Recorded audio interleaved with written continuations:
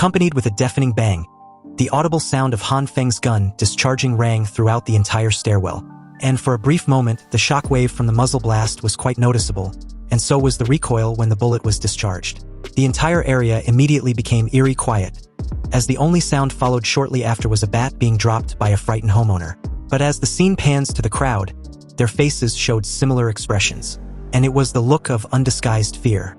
Even Glasses Man, their leader and instigator, was not brave enough to step forward, but remained completely silent in the background. As the pin-drop silence from both sides stretched out, we see that amidst the frightened crowd, Jin Qin-1 got the worst of it, because the shot fired was centimeters away from making him the intended target. Sitting on the cold, hard floor, he was seconds away from wetting his pants. When the crowd at the background on the staircase below, unable to see anything ahead, curiously asked what the sound was, the ones in front, with widened eyes, answered absent-mindedly that it was a gunshot. Hearing this, some began to question how it was even possible for someone to have a gun at a time like this. Seriously, you guys aren't kidding, right? Then, almost immediately, the crowd's murmurings grew louder as Han Feng shouted for them to pipe down. "Quiet," he said. "No one is allowed to move without my permission."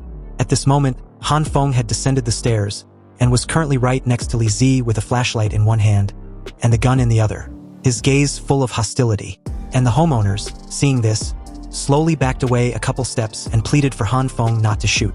Meanwhile, Li Zi, who had recognized Han Feng earlier, thanked him.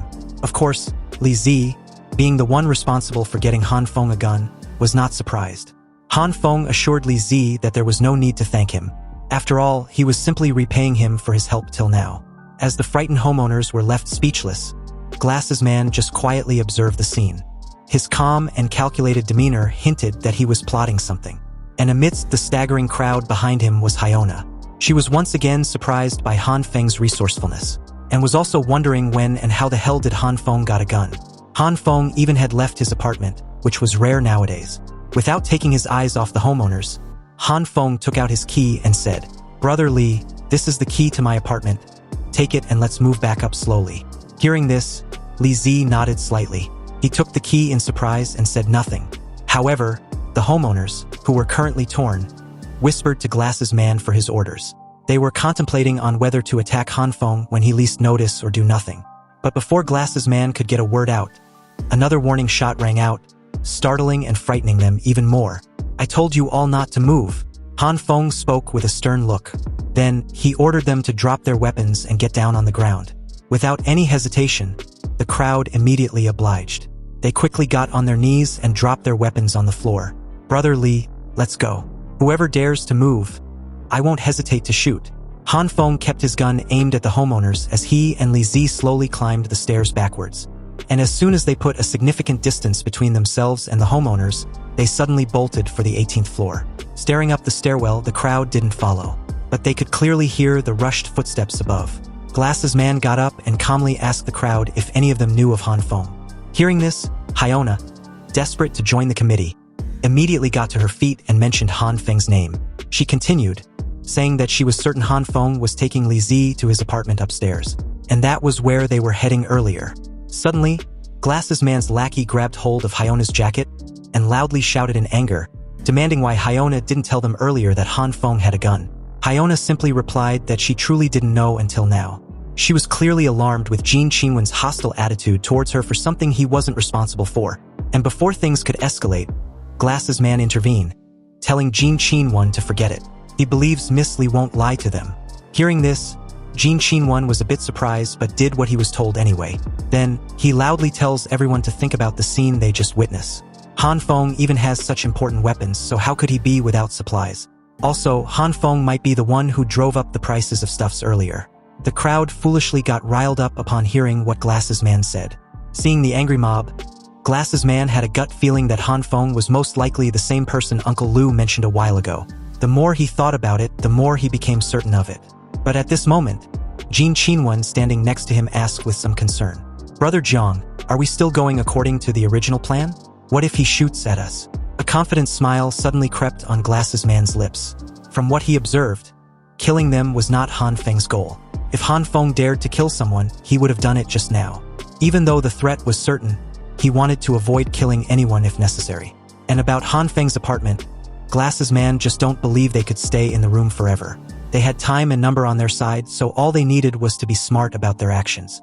Glasses man turned to the furious crowd and reassured them in a calm and polite manner. Everyone, please listen up. Our plans have changed. Let's go back and prepare safety measures before coming back. Our enemy is currently well equipped, so we need to be cautious. Meanwhile, at this time, Han Feng and Li Zi had successfully made it to the 18th floor, and were currently heading towards apartment 1804 as soon as possible. When they got to his apartment, they had no idea whether the homeowners were following behind. Han Feng quickly guarded their rear as Li Zi tried to open the door. However, his hands were trembling, so he took longer than necessary. Li Zi quickly apologized. "Sorry bro," he said. "My hands are shaking so much due to the cold." Han Feng told him not to panic but should take his time. From the looks of it, no one seems to be chasing them. Shortly after, Li Zi was able to insert the key and unlock the door. However, the warm breeze that hit him immediately upon opening the door left him speechless. His expression felt like he was having a stroke. "So warm," he thought. Han Feng told him to quickly get inside, to which he agrees. Inside, Li Zi took a look around, and upon seeing the radiator, then the generator, Li Zi couldn't help but exclaim in surprise. But what really took his breath away was the numerous supplies in the apartment. Staring at Han Feng's storage room, Li Zi had numerous questions racing through his mind. But the first was how. How did Han Feng really manage to do this? Turning his gaze towards the person in question, Li Zi asked what exactly was going on in Han Feng's apartment. Hearing the question, Han Feng was not surprised. He was actually expecting this sort of scenario. After all, it was only natural for Li Zi to be curious and ask what was going on. Han Feng replied that it was a long story, but before he could continue any further, the two immediately noticed a door in front of them slowly creak open, and seconds after, the young girl came out, questioning Han Feng where the drone was. It was in this moment that Han Feng remembered about the drone. With an incredulous look, he replied that he had forgotten, and with what transpired outside, it was only natural for him to forget. However, when Li Zi heard this, he inquired about it. 2 long hours later, Li Zi, with his mouth full of food almost every second, got a summary of the story so far. Han Feng deliberately left out his and the little girl's abilities, and his regression a secret for now. Li Zi replied that he was truly amazed with his brother. Han Feng was way too awesome to actually predict this disaster in advance, and to even do this much preparation, which was needed by the way. It seems that studying hard and knowing the current state of the world was indeed useful. Hearing this, Han Feng just gave an awkward laugh and apologized to Li Zi for not roping him in sooner. He was previously worried about the information of his supplies being leaked, so he never told his brother the truth.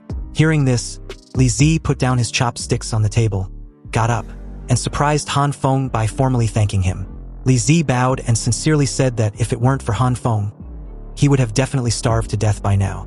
For Han Feng to treat him in this way was already extremely benevolent of him. Seeing this, Han Feng was left speechless. He reassured Li Zi that he had helped him a lot in the past. Anyway, he should continue eating and shouldn't worry about the supplies in stock. There was plenty for the 3 of them. Li Zi began to tear up, deeply touched by Han Feng's generosity. Then, he soon started crying like a child, commenting that Han Feng was truly a good guy, and he was honored to be his brother. On the other hand, the girl just enjoyed her drink and watched the entire scene expressionlessly. When Li Zi was done crying, the conversation dragged on as usual. But then, he remembered and started to update Han Feng about the situation outside. According to Li Zi, the situation in their complex was currently different now. Everything had completely shifted for the worse since his last update. Li Zi asked Han Feng if he recalled their last conversation before the power supply was cut off. And to this, Han Feng nodded slightly. Li Zi continued that since that day, Glasses Man had armed the committee and had been going around, floor by floor, stealing supplies in the name of collectivism. There were those who followed him. And of course, there were others like him that disapproved his actions, refusing to follow his lead. Anyway, after some people left the group, Glasses Man seemed to not be too concerned about it, like it was nothing worth mentioning or noticing. However, behind everyone's back, he sent his lackey, Jin Qinwen, together with some other homeowners to take care of them. His reason was to reduce the threat against them. Hearing Jin Qinwen's name, Han Feng asked if he was referring to the older brother of the university twins. That's right, they studied so much that their intelligence has gone back to their mother's womb. Han Feng realized that it was due to such underhanded tricks that the committee suddenly developed quickly in the shortest possible time. With everything in the building being under the control of the committee, under the leadership of such a scheming fellow, it seems that Glass's man won't be easy to deal with. Li Zi agreed with Han Feng, adding that, as the saying goes, evil has its retribution. He then asked Han Feng to guess who they have the balls of steel to try to rob. Curious and impatient, Han Feng wondered who it might be. With a knowing smile, Li Zi mentioned the name Li Zhenghao, the boxer that was once the middleweight champion. And with that, a new character with a terrifying strength had been introduced.